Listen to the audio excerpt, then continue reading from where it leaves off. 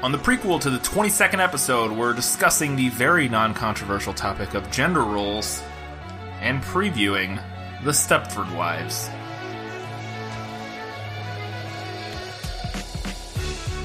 Hello and welcome back to the prequel to the 22nd episode of This Film Is Lit. We're not reviewing anything this week. We haven't seen anything on our next episode. I'm sure our next prequel episode, although we'll probably do a special episode because I believe Solo comes out this week.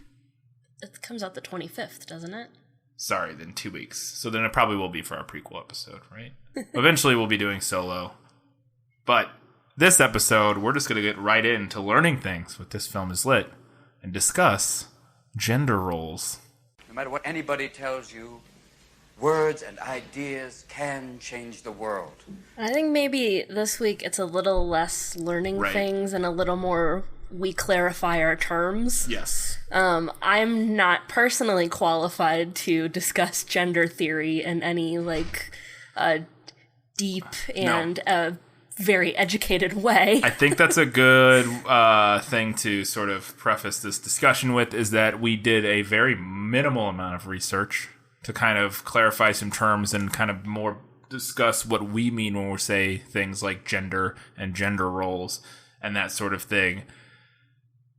It's obviously a very expansive topic with lots of research. I think the things that we are going to talk about are very much supported by current understanding of sociologists and people that study gender and that sort of thing. Mm-hmm. From what I've read, this is sort of the widely held academic opinion on what gender and gender roles are. But obviously, it's a contentious topic. So yes, and we are approaching it in a pretty simplified way. And by when yes. But even our simplified way, I know there are people that take issue with it. Mainly people who are uneducated on the topic. But that's a discussion for maybe the main episode. But we'll see what happens when we get there. So let's talk about it, Katie. What are gender roles? What are we talking about when we talk about gender roles? I wanted to talk about gender roles and to kind of clarify what we mean when we're discussing gender roles, because I started reading the Stepford Wives last week, and I got about 5 pages in, and I texted you, and I said, I think we're going to have to talk about gender roles. Yep. Which makes sense. I mean, what very little I know about the Stepford Wives, that absolutely makes sense that is an important facet, an angle of the commentary of the story, and what we're going to need to be able to discuss to talk about it. So yes. Okay,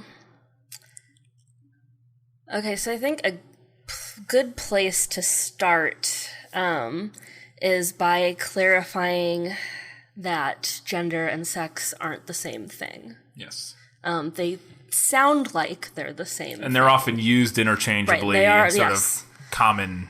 Yes, and in common vernacular, they are used interchangeably, but as concepts, they actually aren't interchangeable. They're two different things. Two different terms that describe two different things. Yes. Already people are mad. I know.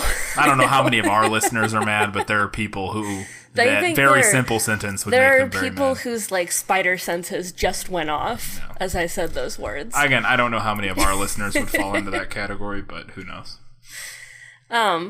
So, and again, I want to couch this by saying this is a very, very, very simplified, explanation of the distinction between gender and sex. Yeah. It is supported by academia, again, but also very, very simplified. Yes. So sex, that's your parts, right? Your bits. Gender, on the other hand, is the label that you're given based on what your parts are. Right. So, I think more, and not to go too expansively, but I think it's important to add not just the label given what your parts are, but also relates to the sort of social structure, the sex-based social structure we live in, and how you identify all plays a role. Right. I think with that distinction, we're getting into gender roles. I wouldn't say so, because I would say that, I mean, maybe we're getting more into gender identity as opposed to the word gender by itself, but I would clarify that that the bare minimum of information needed to determine what somebody's gender is or how they identify as their gender is the parts, but that's also like one of the least important in terms of gender. Because to me, gender is the socially constructed terms we use for different extremes of masculine or feminine within our culture. Right, socially constructed. Yes. Yeah. And my point being that your parts aren't really that important to your gender, in my opinion. Right, but the label that society gives to you, yes. right, the socially constructed label is largely based on what kind of parts you have. Right.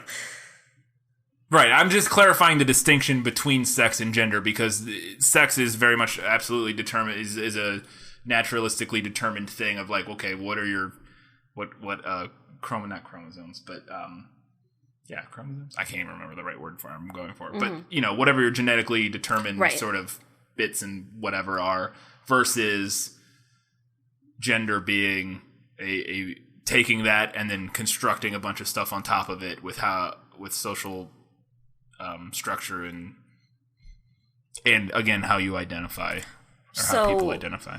Would you feel safe saying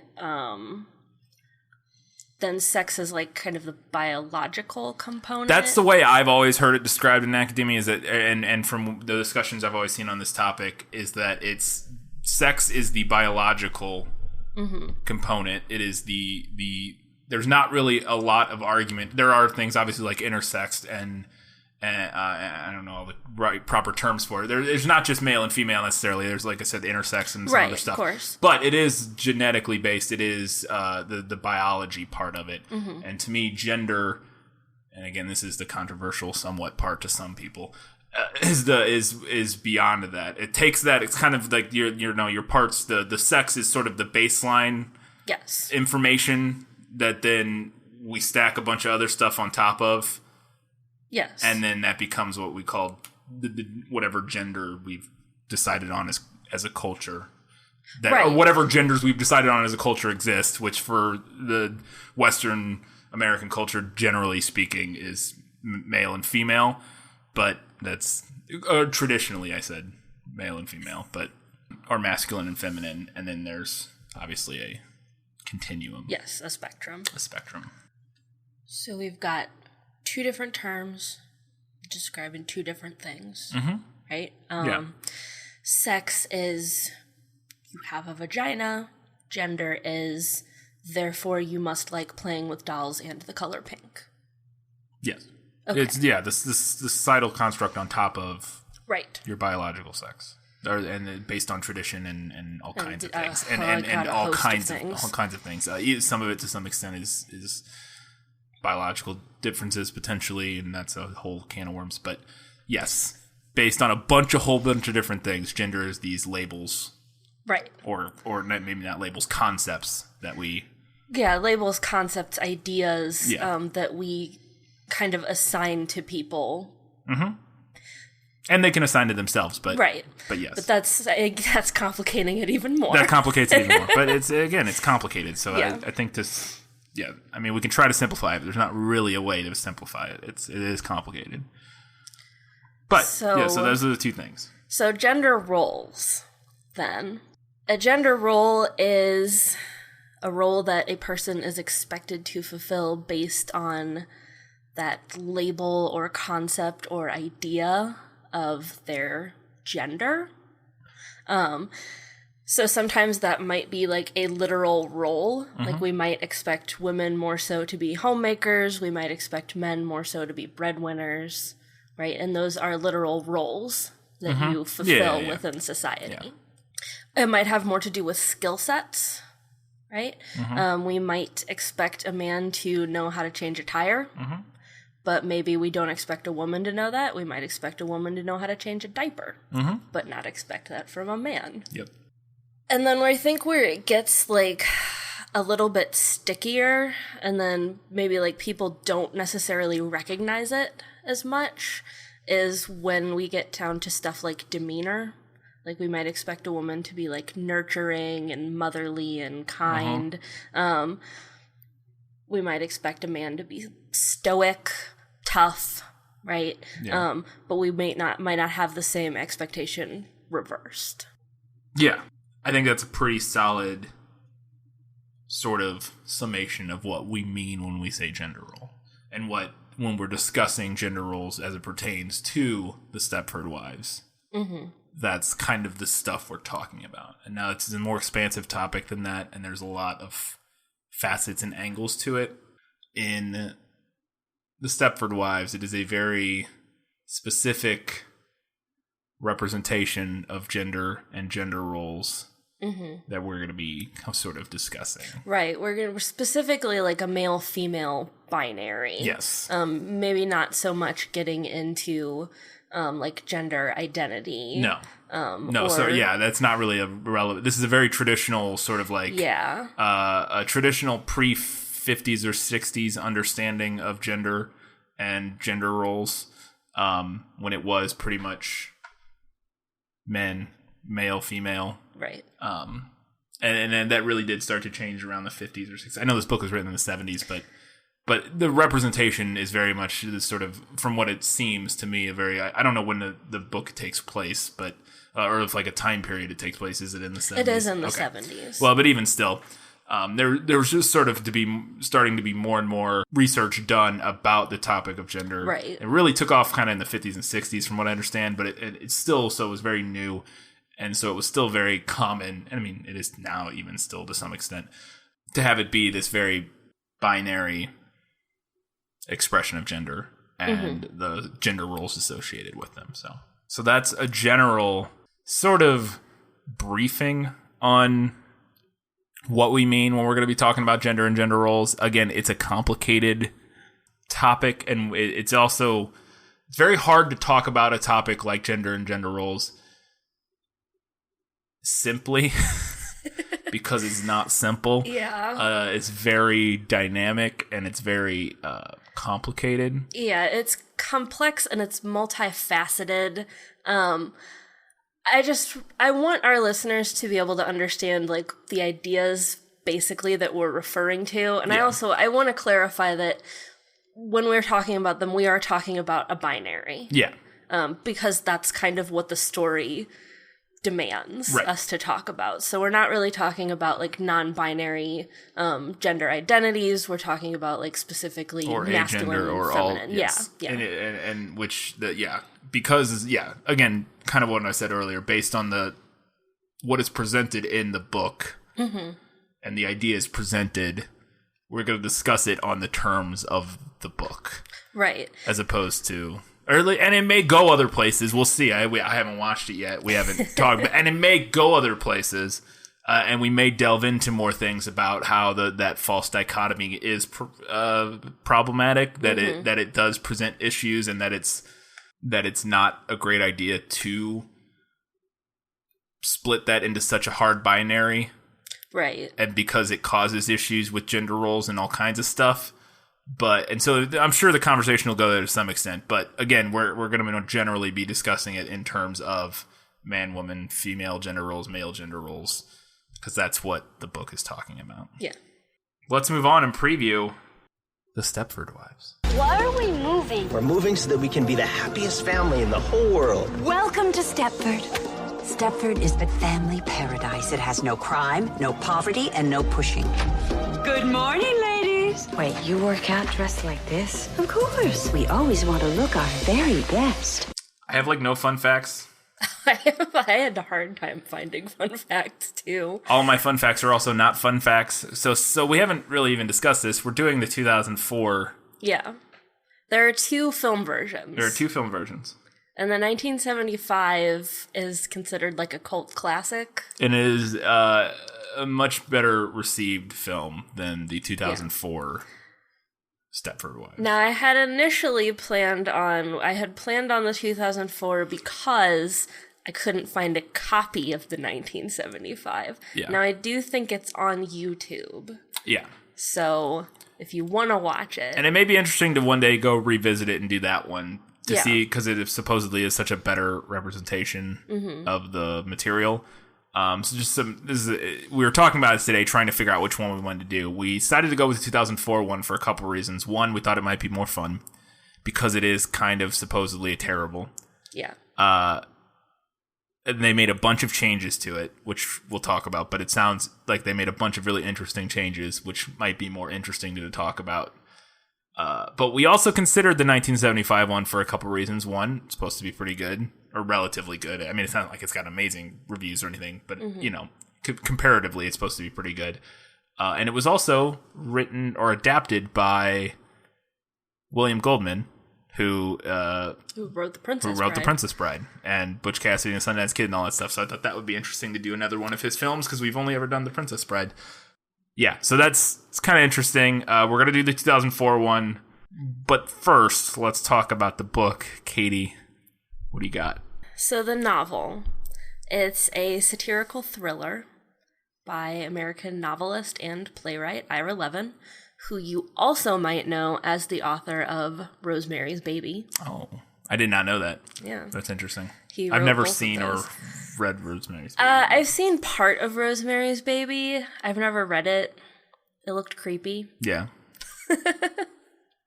His best known play, which I had never heard of, was called Death Trap.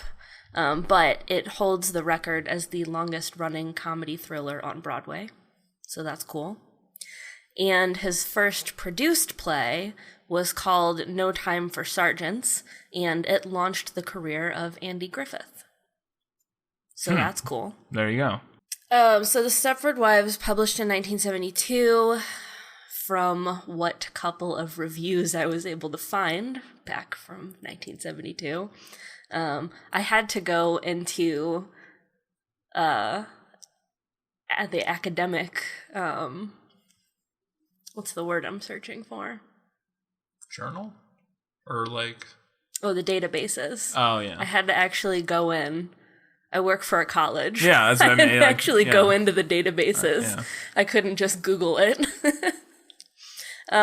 So from the reviews I was able to find, seems to have been pretty well received at the time, although it seems to have been thought of as somewhat pulpy and geared towards a mass audience.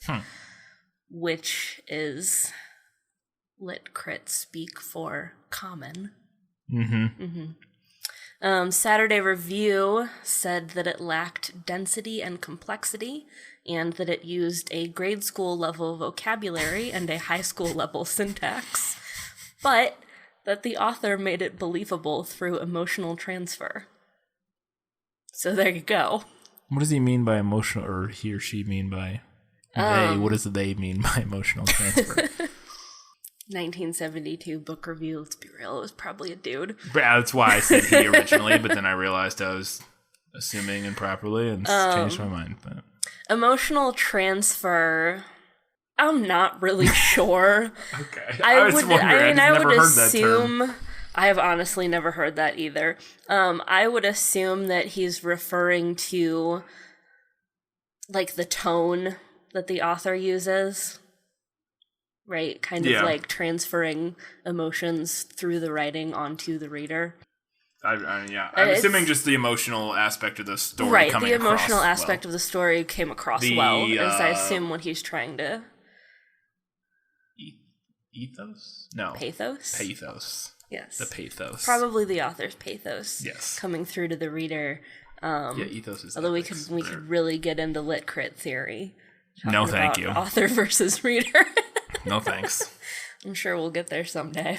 Are we going to talk about Death of the Author? Death of the Author, yeah.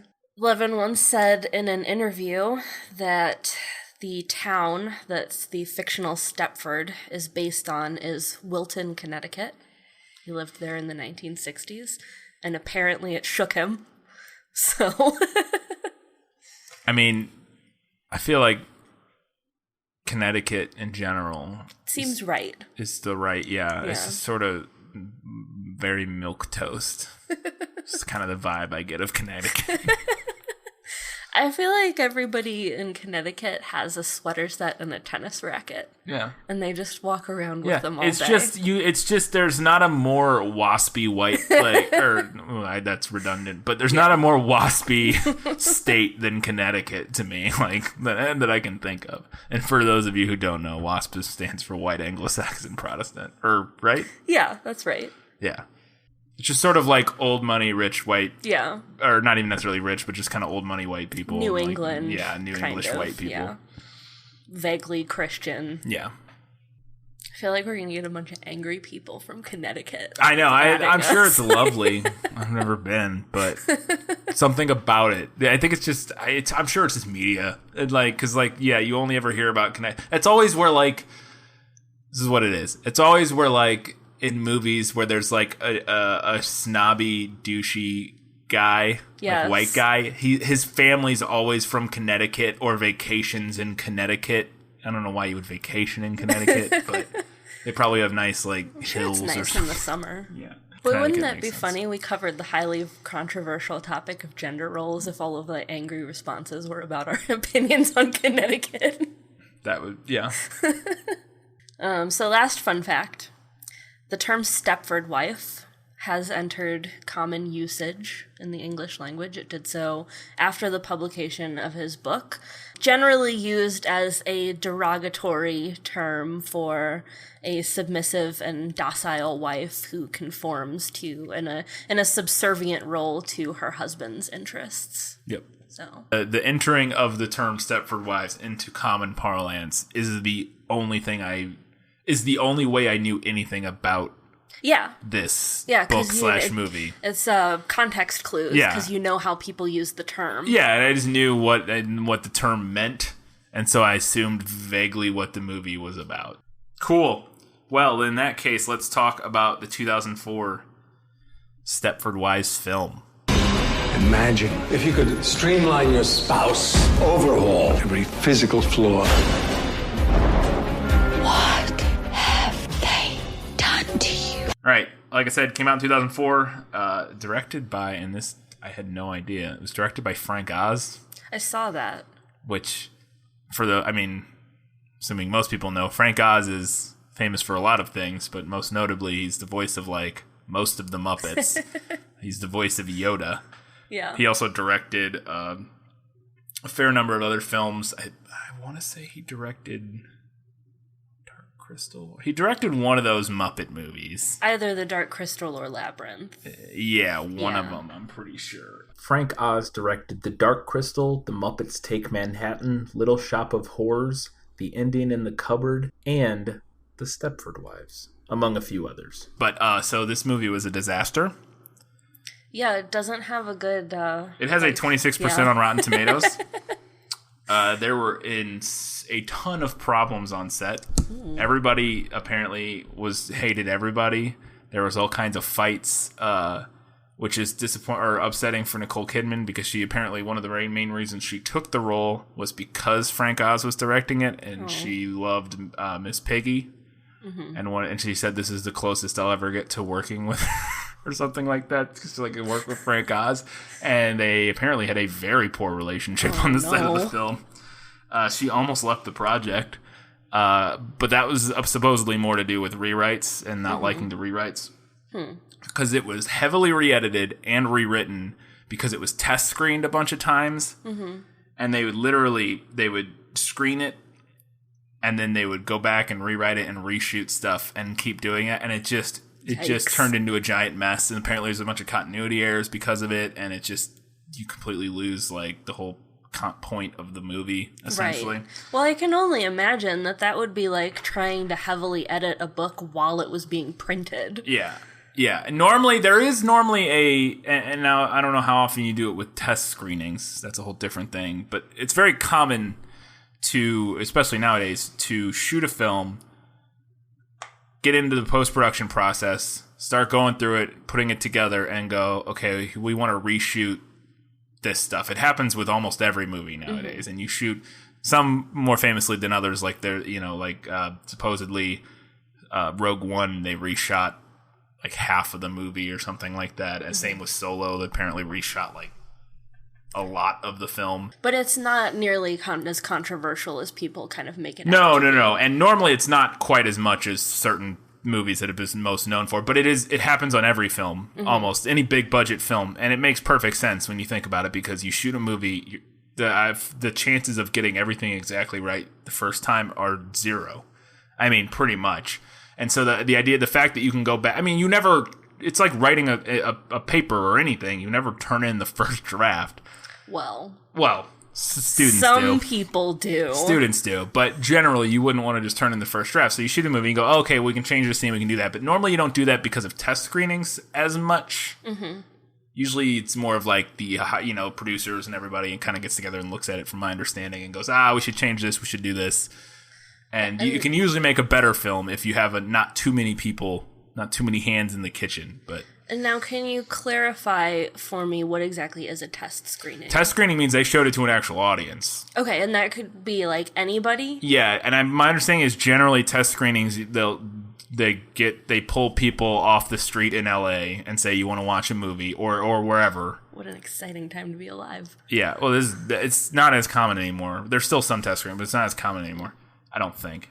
Anyways, so this one, they did it a bunch of times, and they kept going back and cutting stuff out and adding stuff and changing stuff. So it's apparently a complete mess. So it's like a Frankenstein of a movie. Supposedly.